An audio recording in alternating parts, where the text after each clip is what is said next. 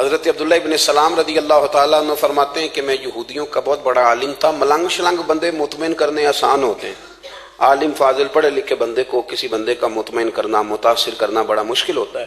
آپ فرماتے ہیں میں نبی کریم علیہ السلام کی بارگاہ میں پہلے دن گیا میں بحث کے ارادے سے، مناظرے کے ارادے سے، چونکہ یہودیوں کا عالم تھا. حضور اونٹنی پر تشریف فرما تھے. اور یارو محنت کر کے جو میک اپ کر کے چہرہ بنایا جاتا ہے اس کے اندر حسن تو کئی دفعہ ہوتا ہے پر جاذبیت نہیں ہوتی. لیکن جس بابے نے کبھی میک اپ نہ کیا ہو لیکن وضو ذرا طریقے سے کرے روز، تو رنگ گورا نہ بھی ہو تو لوگ کئی دفعہ یہ نہیں کہتے رنگ گورا ہے، بلکہ لوگ کہتے ہیں چہرہ نورانی ہے. اب میں اس پر میں کچھ کلام کر سکتا ہوں کہ گورے اور نورانی چہرے میں بھی فرق ہوتا ہے. کچھ چہرے گورے ہوتے ہیں پر نورانی نہیں ہوتے، کچھ گورے نہیں ہوتے پر نورانی بڑے ہوتے، یہ الگ عنوان ہے. تو حضرت عبداللہ ابن سلام رضی اللہ تعالیٰ عنہ فرمانے لگے جب میں گیا تو حضور اونٹنی پر تشریف فرما تھے. کہتے ہیں سادہ وضو، اور میں دیکھ رہا تھا کہ داڑھی مبارک میں کنگھی بھی نہیں ہوئی تھی. سرکار نے سر پہ سادہ سا امامہ باندھا تھا. حضور اونٹنی پر بیٹھے تھے اور جس اونٹنی پر تشریف فرما تھے اس پہ کجاوا بھی کوئی نہیں تھا. لیکن کہتے دو جملے حضور کی زبان سے نکلے، دو جملے، اور میں ان جملوں کا قیدی ہو گیا. میرے محبوب نے فرمایا جو چاہتا ہے کہ اس کی عمر بھی زیادہ ہو رزق میں بھی برکت ہو، آپ بھی چاہتے ہیں نا عمر بھی زیادہ ہو رزق میں بھی برکت ہو، تو حضور فرمانے لگے اس کے لیے کرنے کا کام یہ ہے کہ اگر وہ چاہتا ہے عمر زیادہ ہو رزق میں برکت ہو تو اپنے رشتہ داروں کے ساتھ اچھا سلوک کرے. یہ حدیث اگرچہ اپنے انہی الفاظ کے ساتھ مشکات میں موجود ہے، لیکن وہاں حضرت عبداللہ ابن سلام رضی اللہ تعالیٰ عنہ کہتے ہیں کہ وہ کیا مٹھاس تھی لفظوں میں، جملے تھوڑے تھے، بات میں گہرائی بہت زیادہ تھی. میں آیا تھا بحث کرنے پر میں آگے بڑھا، حضور کا دست مبارک تھاما اور میں نے عرض کی یا رسول اللہ مجھے کلمہ پڑھا دے، میں مسلمان ہونا چاہتا ہوں. ہمارے ہاں لوگ سمجھتے ہیں کہ بہت زیادہ فلسفہ بیان کرنے والا شاعر کوئی بڑا پڑھا لکھا بندہ ہوتا ہے. یہ جی نفسیات کا بڑا ماہر ہے جی، اس نے کئی ماسٹر کیے ہوئے ہیں، ایم فل کی ہے، پی ایچ ڈی کی. او خدا کے بندے، نفسیات کا ماہر وہ ہوتا ہے جو سامنے والے کی عقل کے مطابق بات کرنا جانتا ہے. اور اگر تم کہے جی میری بات ہی بڑی مشکل ہے میں کس کو سمجھاؤں، تو آپ یہ پڑھے لکھے نہیں ہیں، آپ ابھی سمجھدار نہیں ہوئے. کلم الناس علی قدر عقولہم. اگر آپ پڑھے لکھے ہوتے تو لوگ آپ کی بات سمجھتے. میرے رسول کریم نے کبھی کوئی مشکل بات نہیں کی، کبھی کوئی فلسفہ نہیں بیان کیا، بلکہ تیری نگاہ ناز سے دونوں ہی مراد پا گئے. عقل غیاب جستجو، عشق حضور و اضطراب. اقبال کہتے ہیں اگر بڑا عقل مند آدمی ہوتا تھا تو حضور کی بات اس کے دل کو بھی اچھی لگتی تھی، اور اگر کوئی عشق و مستی والا آتا تھا نا کہ میں نے مست ہو کے آنا ہے تو وہ بھی میرے نبی کی باتوں سے مست ہو جایا کرتا تھا. دونوں تیری نگاہ ناز سے دونوں مراد پا. تو حضور کو بات کرنے کا سلیقہ بھی بڑا شاندار آتا تھا. حضرت عائشہ صدیقہ رضی اللہ تعالیٰ عنہ فرماتی ہیں کہ نبی کریم صلی اللہ علیہ وسلم جب بات کرتے تھے تو اتنی دھیمی کرتے تھے، اتنی دھیرے میں کرتے تھے. میں تو چھوٹا آدمی ہوں، کسی بڑے بندے کو نصیحت بھی نہیں کر سکتا، ورنہ میں علماء سے تو نہیں لیکن جو طالب علم ہیں جن کا خیال ہے کہ شاید اور میرے پاس کچھ سیکھنے آئے ہوئے ہیں مدرسے کے، تو میں ان سے کہتا ہوں کہ وہ کیا خطابت ہوئی جس میں سامنے والے کو سمجھ ہی نہیں آئی آپ نے کیا کہا ہے. آپ اتنے جوش میں چلے گئے، کہتا جی وہ میرا عشق بڑا جوان تھا. تو میں نے کہا آپ کا عشق زیادہ جوان تھا، پھر رسول پاک کی سنت سے ہی آگے نکل گیا ہے. اب ٹھہر ٹھہر کے بات کریں. آپ کی بات اگر سامنے والے کی سمجھ میں نہ آئی تو اس کا معنی کیا ہوا. اسی طرح سے ہماری نعت خوانی کا ماحول ہوتا ہے، 6 بندے نعت پڑھ رہے ہوتے ہیں، ایک اسپیکر ادھر ہوتا ہے ایک ادھر ہوتا ہے، کوئی سمجھ نہیں آتی ہے کیا کہہ رہے ہیں. اور پھر اس کے ساتھ ساتھ وہ یہ بھی مطالبہ کر رہے ہوتے ہیں کہ ہاتھ بھی کھڑے کرو جنو جنو عشق کے. میں کہ انج نہیں کہی دا، ویسے تو کہہ چلو پڑھ لیں، ورنہ اگر آپ ایسے ہی استاد بائی پاس والے بیچارے کو تو ہارٹ اٹیک ہو جائے گا ہاتھ کھڑا کرے گا، تو ہے تو وہ بھی عاشق رسول ہی نا. لیکن یہ قسمیں نہ ڈالیں، یہ کوئی طریقہ ہی نہیں ہے، نہ کہیں دین اس کی اجازت دیتا ہے. ہم نے تو یہ سنا ہے کہ صحابہ کہتے ہیں جب اللہ کے حبیب گفتگو کرتے تھے تو ہم یوں بیٹھتے تھے کہ ہمارے سروں پہ پرندے بیٹھے ہو، تو حرکت بھی نہیں کرتے تھے. تو بہرحال جو بات عرض کرنی ہے اس پر غور کریں. جناب عائشہ صدیقہ کہتی ہیں ٹھہر ٹھہر کے بات کرتے آہستہ، اور یہ لفظ آپ کو یاد رکھنا ہے. سیدہ عائشہ صدیقہ کہتی ہیں جب حضور گفتگو کرتے تھے نا تو اگر ہم نبی پاک کے الفاظ کو گننا چاہتے تھے تو گن بھی سکتے تھے، گننا چاہتے تو گن بھی. ایک تو آپ کی جو سادگی ہوگی وہ اصل ہوگی، ملمہ سازی سے نکلیں. پہلے ہماری شادیوں پہ دلہا اور دلہن جاتے تھے بیوٹی پارلر، اب سارا خاندان جاتا ہے.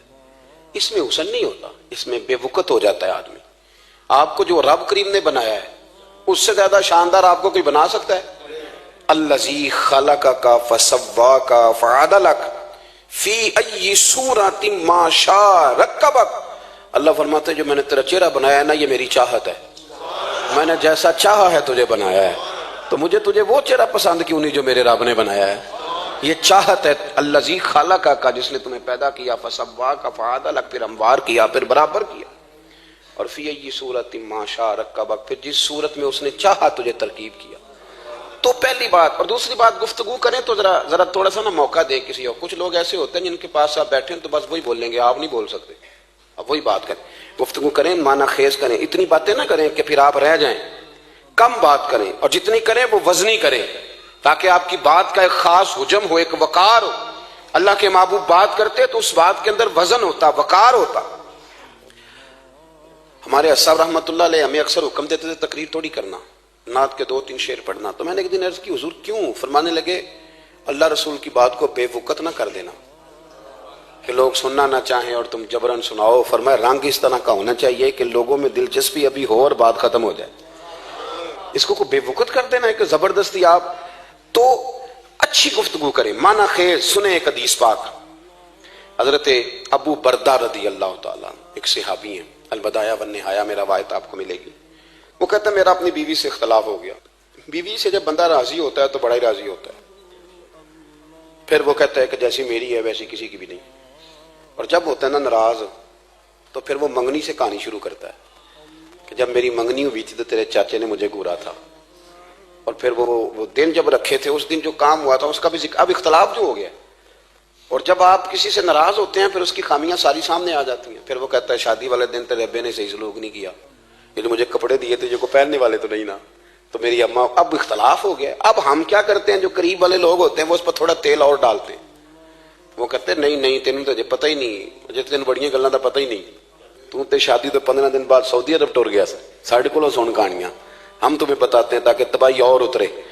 اس طرح نہ کریں، آپ ایک آدھ بات کہہ کے چلے جاتے ہیں، ان بیچاروں نے اکٹھے رہنا ہوتا ہے، ان کی زندگی دوزخ بنی رہتی ہے، ان کو قریب کریں۔ اللہ کے رسول تو کسی کا نکاح کرتے تھے تو میاں بیوی کے درمیان محبت کی دعا فرماتے تھے۔ تو وہ صحابی آئے تو اپنی بیوی سے ناراض تھے تو انہوں نے اب بات شروع کر دی، کہنے لگے یہ بھی کرتی ہے، یہ بھی کرتی ہے، یہ بھی کرتی ہے، یہ بھی غلطی ہے، یہ بھی غلطی ہے، یہ بھی کوتاہی ہے، بڑی باتیں سنائیں۔ اللہ نے کان کتنے دیے اور زبان، اس کا مطلب ہے سنگل بولنا چاہیے اور ڈبل سننا چاہیے۔ اب جتنا بولتے ہیں اس سے ڈبل سننے کا مزاج بنائیں، کیونکہ کان اللہ نے 2 دی اور زبان سنگل بولیں اور ڈبل سنیں۔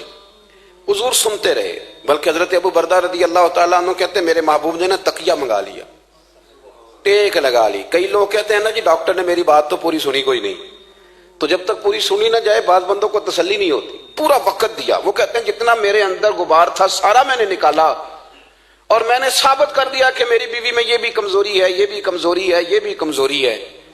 کہتے ہیں جب میں تھک گیا نا باتیں کر کر کے اور باتیں ختم ہو گئیں تو حضور ہلکا سا مسکرائے، پھر پہلی نظر ہی لوٹ لے ماہی تیرے ہار شنگاراں۔ کہتے ہیں حضور ہلکا سا مسکرائے زیر لب اور فرمانے لگے کہ تیری بات ختم ہو گئی ہے تو ایک میں بھی کر لوں؟ تو نبی کریم صلی اللہ تعالی علیہ وسلم فرمانے لگے صرف ایک بات کا جواب دے، صرف ایک، تیرے آگے ہیں یوں دبے لچے فصحا عرب کے بڑے بڑے، کوئی جانے منہ میں زبان نہیں بلکہ جسم میں جان نہیں۔ حضور فرمانے لگے یہ بتا کہ تیری بیوی میں ساریاں خامیاں ہی ہیں کہ کوئی خوبی بھی ہے؟ بھائی اتنا جواب دے دے، زیادہ لمبی چوڑی بات نہیں، تیری بیوی میں ساریاں خامیاں ہیں۔ اللہ جو بندے بناتا ہے نا تو ایسا کوئی بندہ رب کریم نے نہیں بنایا جس کے اندر اللہ نے کوئی خوبی نہ رکھی ہو۔ یہ الگ بات ہے کہ ہماری اپنی اینک پر مٹی پڑی ہوتی ہے اور ہم سامنے والے کا چہرہ صاف کرتے رہتے ہیں، اپنی اینک نہیں صاف کرتے۔ تو حضرت ابو بردہ رضی اللہ تعالیٰ عنہ فرماتے ہیں جب سرکار نے اس شخص سے یہ بات کہی نا کہ کوئی خوبی بھی ہے تیری بیوی میں، تو کہتے ہیں وہ شخص کہتا ہے میری نا بالکل ایک جملے نے سوچ ہی بدل دی ساری، یوں سمجھ لے کہ میں اس روڈ پہ چل رہا تھا، میرے نبی پاک نے مجھے اس والے رستے پہ ڈال دیا، بالکل ساری سوچ، یعنی ایک ہی جملہ لیکن ہر چیز بدل دی سرکار نے۔ حضور فرمانے لگے کوئی خوبی بھی ہے؟ کہتے میں تھوڑی دیر چپ رہا، عرض کی یا رسول اللہ صلی اللہ علیہ وسلم آپ حکم کریں۔ تو حضور فرمانے لگے اپنی بیوی سے کبھی بغض نہ رکھو، اگر تمہیں اس کی خامیاں نظر آئیں تو اس بات پر توجہ کرو جو اس کے اندر خوبی ہو۔ کہتے ہیں میں نے اٹھ کے عرض کی یا رسول اللہ میری بیوی پردے کی بڑی پابند ہے، میری خوابگاہ میں کوئی دوسرا شخص کبھی پیر بھی نہیں رکھ سکتا۔ تو تو فرمایا جا پھر گھر جا کے بس آج جو سب سے اعلیٰ خوبی تھی وہ تو اللہ نے تیری بیوی کو عطا کی ہوئی ہے، گھر بسا۔ تو ایک تو سرکار کی ظاہری جو اللہ نے آپ کو حسن و جمال دیا تھا وہ بے مثل تھا، گفتگو کا جو ڈھاب اور سلیقہ دیا تھا وہ بے مثل اور بے مثال تھا، اور پھر جو حضور کی ادائیں تھی نا، کانا خلقہ القرآن۔ حضرت عائشہ صدیقہ کہتی ہیں میرے محبوب کے اخلاق دیکھنے ہو تو قرآن پڑھو، جن اخلاق کا قرآن درس دیتا ہے وہ عملی طور پر سارے مدینے والے محبوب میں پائے جاتے تھے۔ جو سب سے بہترین عادت تھی نا، بہترین ترین عادت، وہ اللہ نے میرے رسول کریم کو عطا فرمائی۔ ہمارا نا اب ایک مزاج بن گیا ہے، ہمارے بعض لوگ بڑے فخر سے بتاتے ہیں کہ جی مسواک سنت ہے، اب تو سائنس بھی مان گئی ہے کہ مسواک کریں گے تو آپ کے وجود کے اندر جو منہ میں فالتو مادے ہوں گے جراثیم وہ مر جائیں گے، اب سائنس بھی مان گئی ہے۔ مجھے کبھی کبھی اس لفظ سے بڑی تکلیف ہوتی ہے، میں کہتا ہوں کہ سائنس اگر نہ مانے تو ہمیں کوئی اس پہ فرق پڑتا ہے؟ نہ مانے سائنس، ہمیں کیا لینا دینا سائنس سے؟ سائنس تو کبھی کچھ کہتی ہے پھر کبھی کچھ اور کہنے لگ جاتی ہے، سائنس کا کیا ہے؟ سائنس کو منوانا ہماری ڈیوٹی۔ اس طرح کا دین نہ بناؤ کہ معاذ اللہ دین کو سائنس کا غلام کر دو۔ سائنس کل بھی رسول اللہ کی غلام تھی، آج بھی میرے نبی پاک کی غلام ہے۔ تو حضور کی جتنی ادائیں ہیں، جتنی، ایک کدو شریف ہے، حضور نے کدو استعمال فرمایا ہے۔ آپ چلے جائیں کسی بھی جگہ پہ، جس بندے کو بہت زیادہ بلڈ پریشر کا مسئلہ ہونا تو اب اس کو ڈاکٹر کہتے ہیں کہ کدو ملے تو اس کو استعمال کراؤ۔ تیزابیت حد درجے اختیار کر جائے اور اندر کا نظام سارا درم برم ہو جائے تو اس کو کدو استعمال کراؤ، اور آپ اس کی خاصیت دیکھ لیں۔ تمام سبزیوں میں سے تحقیق بھی سب سے زیادہ اسی پہ ہوتی ہے۔ میرے رسول پاک کا ایک طریقہ مبارک ہے، اور صحابہ کے اگرچہ سید الطعام گوشت ہے، کھانوں کا سردار اسے کہا گیا، لیکن حضرت انس بن مالک رضی اللہ تعالیٰ عنہ فرماتے ہیں کہ درزی نے نبی پاک کی دعوت پکائی تھی، وہ درزی تھا، کپڑے سیتا تھا۔ آپ فرماتے ہیں کہ میں حضور کے ساتھ اس درزی کے گھر گیا تو گوشت اور کدو پکا ہوا تھا۔ فرماتے ہیں اگرچہ سردار گوشت ہی ہے پر نبی کریم نے نا گوشت کے ٹکڑے ہٹا کے نا تو اندر سے کدو نکال کے کھایا۔ حضرت انس بن مالک کہتے ہیں مجھے کدو پسند نہیں تو میں نے کبھی نہیں کھایا تھا، گھر میں ہوتا تو میں جھگڑا کرتا، پر آج حضور کی رغبت دیکھی نا تو کل نہیں پسند تھا پر ابھی مجھے کدو بڑا پسند ہو گیا، مجھے کدو شریف سے پیار ہو گیا۔ جو اعلیٰ ترین چیزیں تھیں وہ نبی پاک نے استعمال فرمائی، اعلیٰ ترین۔ زیتون کی افادیت کبھی کم ہوئی ہے 1400 سالوں میں؟ کبھی کسی نے کہا ہو کہ زیتون استعمال نہ کرو؟ کبھی اس کی افادیت میں، یہ امامہ میرے نبی پاک کی سنت ہے، سارے پڑھیے صلی اللہ، حضور کی سنت ہے نا یہ۔ کبھی کوئی بندہ ایسا آپ کو ملا ہو کہ اس نے امامہ باندھا ہو تو کسی نے کہا ہو رہن دے یار تینوں سونا نہیں لگتا؟ بندے سارے سونے تو نہیں نہ ہوندے، میری بات کی سمجھ آ رہی ہے؟ لیکن امامہ کبھی کوئی آپ کو ملے گا ہی نہیں کہ اس بندے کے مزاج کے ساتھ یہ فٹ، یا اس کے چہرے کے ساتھ یہ فٹ۔ اینک آپ لے لیں بازار سے، چھوٹی بھی ملتی ہے بڑی بھی ملتی ہے، کچھ لوگوں کے چہرے پہ کچھ چیزیں نہیں سیٹ ہوتی، فٹ نہیں ہوتی، لیکن یہ سرکار کی چونکہ سنت ہے، اور اس کا اعزاز یہ ہے کہ نبی پاک نے فرمایا جمعے والے دن امامہ باندھ کے آیا کرو، جمعے والے دن امامہ باندھ کے آیا کرو۔ جو لوگ جمعے والے دن امامہ باندھ کے آتے ہیں اللہ کے فرشتے ان پر درود بھیجتے ہیں۔ لیکن امامہ شریف ہونا چاہیے، اپنی مرضی کا رومال نہ باندھ لیں، کم از کم 3.5 گز ہو، اور ٹوپی کے اوپر باندھا گیا ہو۔ اپنی مرضی کا طریقہ نہیں اختیار کریں، وہ جو شریعت نے حدود بیان کی ہیں اس کے مطابق چلیں۔ میری بات کی سمجھ آ رہی ہے؟ تو جو بات میں نے چھیڑی ہے وہ یہ ہے کہ اللہ کے محبوب رب کریم کی دلیل ہے۔ جتنا کائنات کے اندر حسن کوئی بندہ تلاش کرنا چاہے گا وہ مجبور ہو جائے گا اور اسے دروازہ رسول پہ جانا ہی پڑے گا، اسے نبی پاک کے دروازے پر اسے جانا پڑے۔ ہم کوشش بڑی کرتی ہیں سونے لگنے کی، بڑے بڑے لوگ روپ دھارتے ہیں بیچارے، بڑا کچھ کرتے ہیں، لیکن آپ کو لوگ سونا کہیں گے، نورانی نہیں کہیں گے۔ مجھے بڑی کر لیں، داڑھی روز بنائیں بے شک، لیکن فطرت داڑھی ہے، حسن ناراض ہو گیا۔ اور داڑھی بڑی سمجھدار ہے، کبھی عورت کے منہ پہ نہیں آتی، آتی مرد کے منہ پہ، مرد کے منہ پہ داڑھی آتی۔ چلے میں کوئی بات نہیں کرتا ورنہ میں تو حنفی ہوں، میرے امام صاحب تو اس بندے کی گواہی قبول نہیں کرتے جس نے داڑھی نہ رکھی ہو، وہ کہتے ہیں اس کی شہادت کچہری میں قابل قبول نہیں ہے، وہ تو قبول نہیں کرتے اس کی شہادت کو بھی۔ اب چلیں عوام سے ڈرتے ڈرتے کئی دفعہ کچھ باتیں نہیں بتائی جاتی پر باتیں ہیں تو صحیح نا۔ ایک بندے نے داڑھی مڈائی تھی تو جناب عمر نے مدینے سے بھی نکال دیا تھا۔ ان سانو کانے کوئی کہہ گیا کہ چنگی طرح نیک ہوے گا تاں رکھی تے روٹی ادن کھائی ہاں جدن چنگی طرح نیک ہو جائے گا، اس سے پہلے کیوں کھاتے ہو؟ یہ قسم اٹھاؤ کہ پیسے اس دن پکڑنے ہاتھ میں جس دن چنگی طرح نیک ہونا ہے. کچھ لوگ کہتے ہیں میں اندر سے ٹھیک نہیں. تو اندر سے ٹھیک ہونا تیری ڈیوٹی نہیں, ظاہر ٹھیک کرنا تیری ڈیوٹی ہے, باطن تو رب کریم اپنی رحمت سے درست فرمایا کرتا ہے. تو جو تیرے ذمہ لگایا اللہ نے وہ تو کرنا, جو تیرے اللہ نے. ظاہری صورت سے ہوتا کیا ہے, سنو کیا ہوتا ہے. مولانا رومی نے لکھا ہے حضرت موسیٰ علیہ السلام کے زمانہ مبارکہ میں ایک شخص تھا, تو حضرت موسیٰ علیہ السلام کی نقلیں اتارتا تھا. آپ کتنا لمبا کرتا پہنتا تھا, ہاتھ میں چھڑی پکڑتا تھا, تھوڑا غصے سے بولتا تھا, معاذ اللہ نقل اتارتا تھا. جناب موسیٰ کلیم اللہ علیہ السلام کی قوم کا جب غلبہ ہوا تو انہوں نے نکال دیا اس کو, تو نقلیں اتارتا ہے, وہ نکل گیا, شہر سے باہر نکال دیا. حضرت موسیٰ کلیم کہتے ہیں میں ایک دن کوہ طور پہ گیا ہوا تھا, تو رب کریم نے مجھ سے فرمایا کہ فلاں جگہ فلاں درخت کے نیچے میرا ایک دوست انتقال کر گیا ہے, اسے اٹھائیے, غسل دیجئے, کفن دیجئے, جو اس دور کا طریقہ تھا, تدفین کر دیں. حضرت کلیم علیہ السلام فرماتے ہیں میں اپنے حواریوں سمیت پہنچا, جب بندے کا چہرہ دیکھا تو حیران ہو گیا, یہ تو نقلیں اتارنے والا ہے, تو نقلیں اتارنے والا ہے. پر اللہ کے نبی رب کریم کے حکم کے آگے لایت اللہ نہیں کرتے, یہ نہیں کہتے کہ میری عقل میں نہیں آ رہا. اٹھایا, غسل دیا, کفن دیا, تدفین کر دی اس کو. جب دفن ہو گیا حضرت موسیٰ علیہ السلام کوہ طور پہ حاضر خدمت ہوئے اور بارگاہ عالی مرتبت میں عرض کرنے کے مالک تو بے نیاز ہے, چارہ سوال تو نہیں, پر اپنی تسلی کے لیے مالک یہ فرمائیے کہ وہ تو نقلیں اتارتا تھا. تو رب کریم نے فرمایا موسیٰ بات یہی ہے, پر میں نے اسے نا مرتے وقت ایمان نصیب کر دیا, وہ آپ کا کلمہ پڑھ کے دنیا سے گیا ہے اور توبہ کر کے گیا ہے, تو مالک اتنی کرم نوازی کیوں ہوئی؟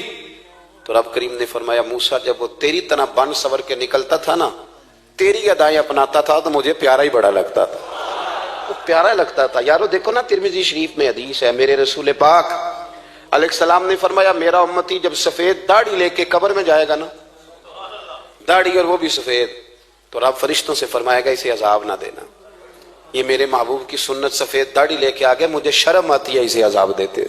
آپ بات کو سمجھے کہ یہ حضور کی سنت کا اعزاز جو اللہ کی بارگاہ میں, رب کے حضور جو سنت کا اعزاز, اس لیے کہ کائنات میں سب سے اعلیٰ ترین جو کام تھا وہ کیا ہی میرے مصطفیٰ کریم نے. اعلیٰ ترین عمل نبی پاک کا, اعلیٰ ترین, اور طریقہ مبارکہ میں حسن اور جاذبیت. اور آپ اندازہ کر لیں, ہم لوگ پٹری سے اتر جاتے ہیں, مرضی کرتے ہیں, ہمارا مزاج ہے جتنا مرضی کو کہے کہ الکوہل والی خوشبو استعمال نہ کریں, پر ہم کوئی نہ کوئی دلیل نکال کے لے ہی آتے ہیں.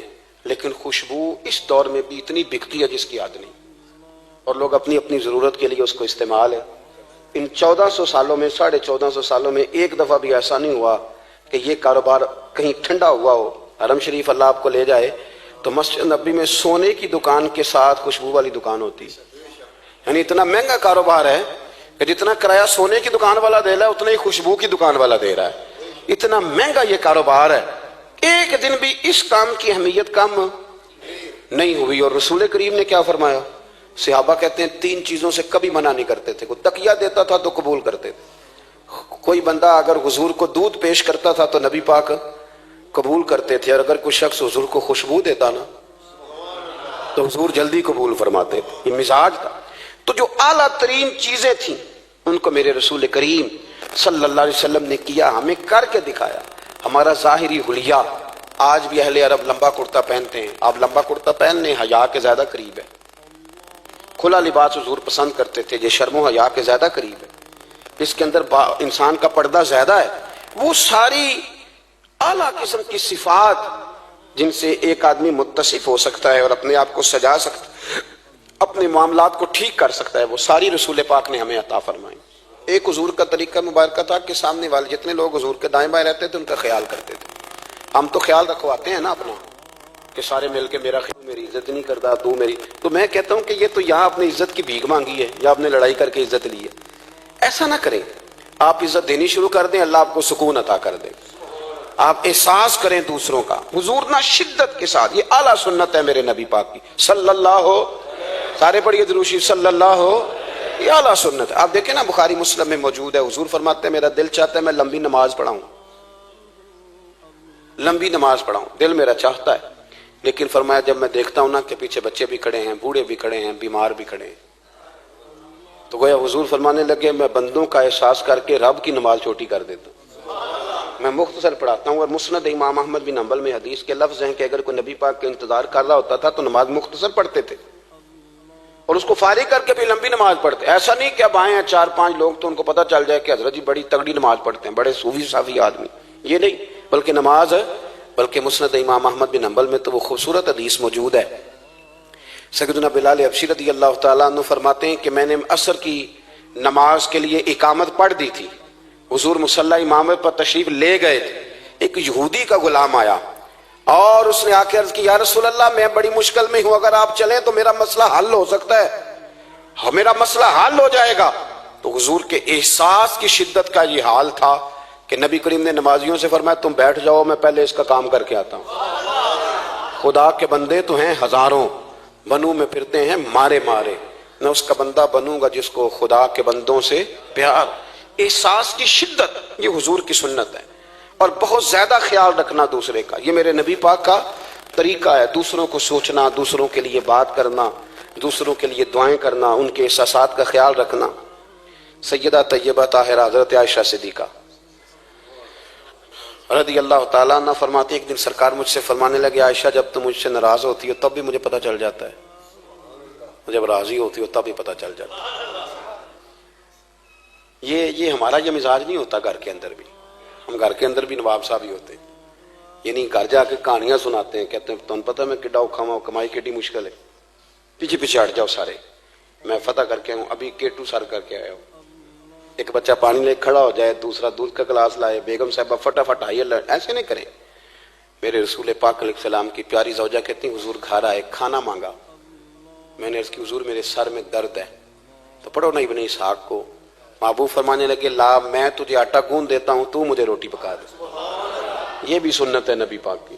ہوں چپ کر گئے ہو, یہ بھی حضور کی سنت ہے, یہ بھی سرکار کا طریقہ ہے. کبھی کبھی گھر میں جھاڑو دینا یہ بھی نبی پاک کا, حضور کام میں ہاتھ بٹاتے تھے نا ازواج کا, یہ والی سنت کس دن ادا کرنی. ایک دن میں نے جمعے میں یہ بات کی تو ایک بچہ مجھے کہنے لگا حضرت صاحب یہ سنت ادا تے کر لیجیے پر ساڈے ابے نوں بھی تے سمجھاؤ نا. ہنسنا نہیں جی مسجد میں اونچا. کہنے لگے وہ بیگم صاحبہ ایک دن بیمار تھیں اور سخت بیمار تھی, تو میں نے چائے کا کپ بنا دیا, حالانکہ وہ بیچاری مجھے روز بنا کے دیتی ہے, تو میں نے بنا دیا تو ابا جی کہنے پتر رائے دیا آتا نہ خراب کر لیں. تو اب آپ تو سنت کچھ اور بیان کر رہے ہیں, میں کہ تسی شروع کرو نا تاکہ تواڈے بچے تے نہ یہ سوال کرن یہ راج تسی کر رہے ہو. تو اس میں بھی کوئی حکمت ہوگی. بزرگ اگر کوئی بات کرتے ہیں تو وہ بھی کوئی اتنی بری نہیں ہوتی, اس کے اندر بھی کوئی نہ کوئی حکمت ہوتی ہے. لیکن اپنے گھروں کے ماحول میں خوبصورتی لائیں, یہ سٹیٹس نہیں اہل اسلام کا. بات سمیٹنے کی طرف آ رہا ہوں. حضرت عائشہ صدیقہ رضی اللہ تعالیٰ عنہ فرماتی ہیں حضور فرمانے لگے کہ جب تم راضی ہوتی ہو تب بھی مجھے پتہ چل جاتا ہے, اور جب ناراض ہوتی ہو تب بھی. تو میں نے کہا یا رسول اللہ صلی اللہ علیہ وسلم وہ کس طرح؟ آنکھیں میں نے کھول لی, حضور کس طرح؟ تو دیکھو نبی پاک سامنے والے کے جملوں کا بھی احساس کرتے, خیال کرتے کہ سامنے والا کہاں سے بات کر رہا ہے. اللہ کے محبوب فرمانے لگے تمہیں اگر کبھی قسم کھانی ہو نا, تمہارا مزاج ہے قسم کھانی پڑے اور تم مجھ سے ناراض ہو تو پھر تم کہتی ہو مجھے ابراہیم کے رب کی قسم, اور جب تم راضی ہو اور قسم کھانی پڑے تو کہتی ہو مجھے محمد مصطفیٰ کے رب کی قسم. تو جناب عائشہ کہتی ہیں میں زبان سے ہنس رہی تھی اور آنکھیں میری آنسو برسا رہی. میں نے کہا محبوبہ اتنا خیال کرتے, یہاں تک آپ کو احساس, یہاں تک پتہ ہوتا ہے, یہاں تک. میرے رسول کریم علیہ السلام لوگوں کا احساس کرتے, خیال کرتے, شوق پیدا کرتے, وارفتگی ہوتی. کئی دفعہ حضور فرض نماز پڑھ کے گھر چلے جاتے, تھوڑی دیر کے بعد آتے مسجد میں نماز پڑھ لیتے. کئی دفعہ قاضی اعجاز مالکی رحمۃ اللہ علیہ اس کو لکھنے کے بعد اس کی شرح میں فرماتے ہیں اصل بات یہ تھی کہ حضور جب تک مسجد میں رہتے تھے صحابہ ادباً بیٹھے رہتے تھے, تو حضور فرماتے ہیں میں جاؤں گا نہیں تو یہ بھی نہیں جائیں گے. تو سرکار گھر تشریف لے جاتے تاکہ لوگ اپنے اپنے کام میں لگ جائیں, اور پھر حضور واپس آ جاتے. ایک تو اپنی ظاہری وضاقت میں سادگی لائیں. ہماری بہت ساری مشکلات کی اصل وجہ یہ ہے کہ تکلف بڑا بڑھ گیا, بڑا تکلف بڑھ گیا. ہم کوشش کرتے ہیں دوسروں کے برابر جانے کی, ہمیں کیا ضرورت پڑی ہے دنیا سے مقابلہ کرنے کی. ہم نے تو اللہ رسول کی رضا کے اندر رہنا ہے, اور دنیا میں سب سے بہترین شخص وہ ہے جس کے پاس مال تو ہے پر لالچ کوئی نہیں. اپنے آپ کو پیچھے لائیں. دوسری بات یہ کہ اپنی گفتگو بڑی صاف ستھری کریں, سادی کریں, اس کے اندر کوئی تکلف نہ برپا کریں, بات سامنے والے کی عقل کے مطابق کریں. اور تیسری بات یہ کہ اپنی عادات میں, اٹھنے بیٹھنے میں, چلنے پھرنے میں اپنا تھوڑا سا خیال کریں. اور ایک بات اور آپ کو عرض کروں, یہ آپ کو زیادہ دیر محنت نہیں کرنی پڑے گی. اگر تھوڑا سا وقت آئے اپنے آپ کو دے دینا. اقبال کہتے ہیں اپنے من میں ڈوب کر باجا سراغ زندگی، چل تو اگر میرا نہیں بنتا نہ بن، اپنا تو بن، اپنا تو بن، تھوڑا ہی اپنے اوپر بھی تو محنت کر لے کہ ساری زندگی دوسروں کی اصلاح کرتے رہنا۔ دوست کوشش کرے اپنی عادات پہ 2 4 5 ہفتے کے لیے محنت کرے تاکہ عادتیں سنور جائیں، تاکہ طبیعتیں بدل جائیں۔ ایک حدیث پڑھتا ہوں اور اپنی بات کو سمیٹتا ہوں۔ میرے رسول کریم صلی اللہ تعالی علیہ وآلہ وسلم نے فرمایا کہ اگر اللہ اخلاق کو چہرہ دیتا نا، یہ جو عادات ہوتی ہیں، اور عادات سے مراد صرف میٹھا بولنا نہیں بلکہ لالچ نہ کرنا بھی خلق ہے، تھوڑے پہ راضی رہنا بھی خلق ہے، سچ بولنا بھی خلق ہے، غیبت سے بچنا بھی اصل اخلاق یہ ہے۔ میٹھا تو کئی دفعہ لوگ اپنے مطلب کے لیے بھی بول لیتے ہیں، وقتی طور پر کام نکالنے کے لیے بھی بولتے ہیں۔ تو حضور نے فرمایا کہ اگر خلق کو اللہ تبارک و تعالی چہرہ عطا کرتا تو کائنات میں سب سے بہترین چہرہ حسن اخلاق کا ہوتا، سب سے اچھا اور خوبصورت، اور فرمایا اگر بدخلقی کو اللہ چہرہ دیتا تو بدصورت ترین چہرہ اس کا ہوتا۔ اس کا کیا معنی ہوا کہ اگر ہمارا کردار اچھا ہے، سوچ اچھی ہے، لوگوں کے بارے میں نظریہ اچھا ہے، احساس ہے، تو پھر ہمارے اندر دنیا کا سب سے خوبصورت انسان موجود۔ لیکن اگر ہمیں اپنی ذات کے علاوہ شے نظر ہی کوئی نہیں آتی، ہم خود غرض ہیں، جھوٹ بولتے ہیں، غیبت کرتے ہیں، بدنگاہی کرتے ہیں، لوگوں کے بارے میں بدگمانی کرتے ہیں، کسی کو حقیر سمجھتے ہیں، ذات پات کے چنگل میں الجھے ہوئے، تو پھر ہمارے اندر ایک بدصورت ترین شخص بیٹھا ہے۔ جتنی مرضی کنگھی کریں، جتنا مرضی آپ اپنے آپ کو سنواریں، اندر کی بدصورتیاں جا سکتی نہیں۔ تو کوشش فرمائیں کہ اللہ ہمیں اخلاق کا اعلیٰ جو ہے وہ وژن عطا کرے، اعلیٰ شعور عطا کرے۔ اللہ تعالیٰ میری اور آپ کی حاضری کو مستجاب فرمائے۔ آخر دعوانا الحمد